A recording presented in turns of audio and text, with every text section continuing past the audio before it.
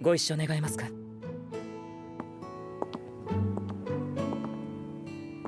ありがとうございました。それより、さっきの対応で君に不利になることはないかな。オルランド商会の人間だと彼は名乗っていたけど。全くありません。スラスラと話されていたので驚きました。嘘は言ってないよ。 What's going on, my friends? I just got done watching Dahlia in Bloom episode number 5. And as you guys can see, my nose is really red. I did a lot of crying this episode. And it was one of those days to where it's like, you didn't really realize I was crying, you know? And I'm like, God damn, it's too early, you know, depending when you watch the episode, depending when you're watching this video, you know, depending when you watched episode 5, but for me right now, it's like 8 in the morning. So it's like, it's too damn early to be crying this early in the morning on a weekend, you know? But this episode, there was one glaring thing, okay? And I'm going to say the one glaring thing out the gate, and then I'm going to talk about the rest of the episode, because I absolutely I think this episode was a 9 out of 10. I adored this episode, like, a lot. Like, it got me to feel a lot of emotion this episode. And as you guys know, I'm always touting that an episode that can draw out a lot of emotion in you is doing something really right. The one glaring kind of omission, or the one glaring thing this episode, was the meeting of Wolf and Dahlia. So the episode starts off with with Wolf finding Dahlia at a restaurant, which is totally fine. But in the last episode, it ended with him getting a recommendation to go hit up the artificer guild, or the trade guild, and he's gonna use that connection to go find Dahlia.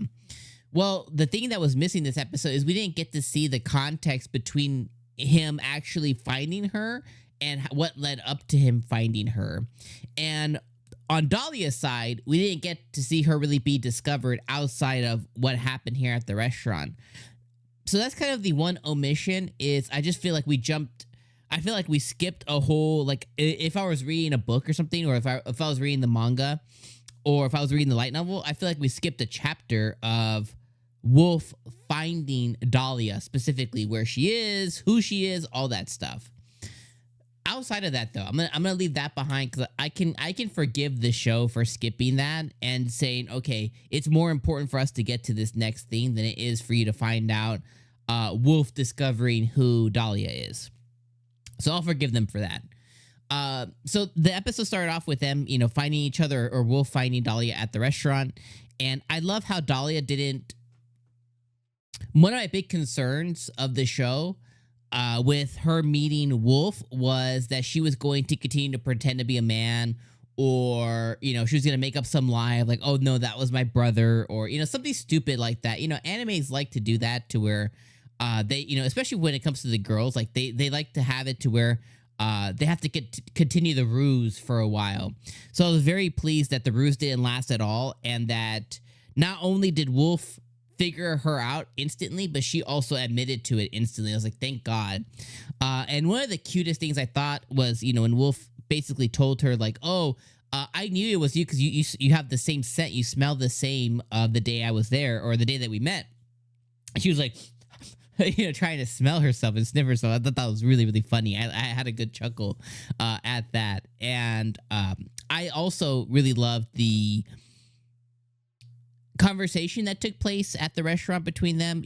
I love that, she found out that Wolf was really, he's really passionate about magic and swords, and the way swords are imbued with magic. And Wolf found out that when she talks about magical items, that she kind of lights up, and they both have their thing, and they both recognize that each other have this thing. So they're both able to kind of keep the conversation going with that.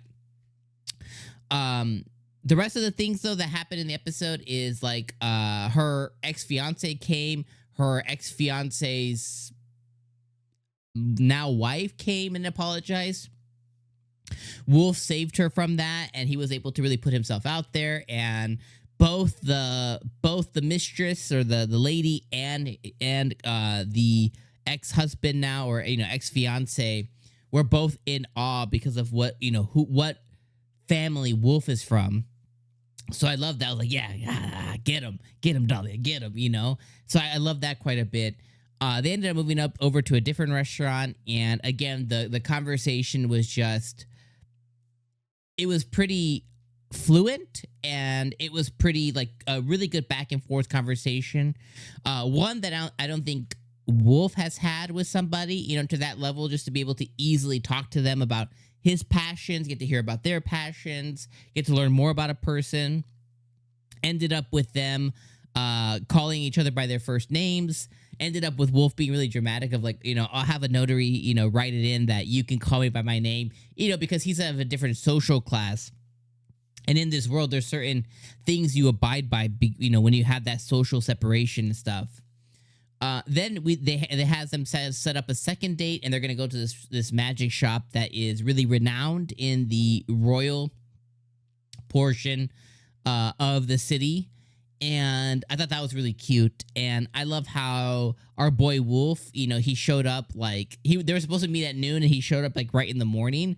So I love that he was extremely excited and extremely prompt for it. And then through the episode, we found out that Dahlia's dad was actually a baron, and he was actually he was basically like a baby noble. Essentially, he's like a, you know, lower level, but he was recognized as a noble, in fact, through that level. And it's referenced a lot throughout the episode of like, you know, noble rhetoric and noble mannerisms and stuff like that. It was shown to us, you know, when Dahlia got off of the carriage, or, you know, during the starting of their conversation originally. But they go on this second date, and that's where the emotions kind of like came in. Is the episode, at least for me, got really emotional. Of, you know, I love their date. You know, I love that he took her to a magical artificer shop, you know, magical item shop. And he knew that that was going to really jazz her up. He was there to get, you know, some magic items for himself. And, you know, he was able to get her in somewhere where she normally wouldn't be able to go. But come to find out that shop's owner actually knew Carlo, her dad. And like a lot of other people in her circle, in her social space so far, you know, we found out that the owner of this shop actually owed her dad a big favor as well. And I'll talk about that in a second, but it was just really awesome to see that the night prior she had a dream about her dad, and that dream is kind of referenced in here once again. And I was like, that's really cool that they did that, not only for her, but then for us as the viewer.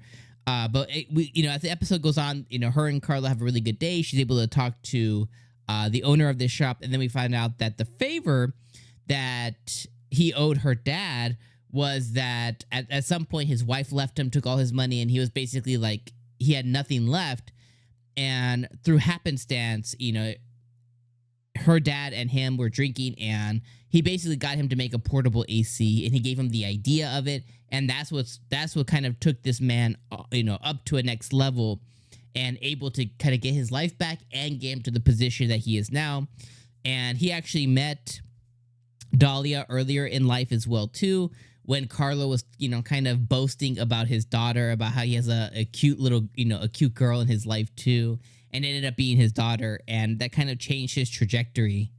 And there was a really cool scene of where Dahlia explained to him, you know, and I'm skipping a lot of stuff, but Dahlia explained to him how her dad would frequently sit in front of this portable AC and, you know, have a drink and kind of like, you know, give cheers. And it was essentially his way of being able to share a drink with his buddy, even when he knows he's not able to. And I thought that was really cool, and it put this Oswald guy's heart at ease. And it was just such a really emotional scene. And then after, obviously, they leave the store, and Dahlia goes in, and, you know, she's crying about, you know, how after life, you know, after dad has gone, she's learning all these things that he never told her, but she never knew about her dad, about all these gestures that he had been doing throughout his life, where she already loved her dad, and, you know, he was something really special to her, but he was also something really special to a lot of people. And I think that Wolf being there to witness that, you know, and I just think it was just so powerful. So I know I've recapped a lot of the episode as I'm kind of like giving my, you know, opinion on it. But this episode was just really special, and I really enjoyed it. And I just think that it hit the right emotional chords for me at the right point. And I'm just really loving this anime quite a bit. Dahlia and Bloom has been really, really good so far. And I love that Dahlia now has this wolf person in her life, and he's never experienced love before. And they had the cute thing about them holding hands at one point, having to go like, oh, you know. So I like that they might be experiencing each other's first, in a sense. And I can't wait to see more. So I'll leave you guys in those thoughts. Let me know yours in the comments. I'll see you guys next week. Peace.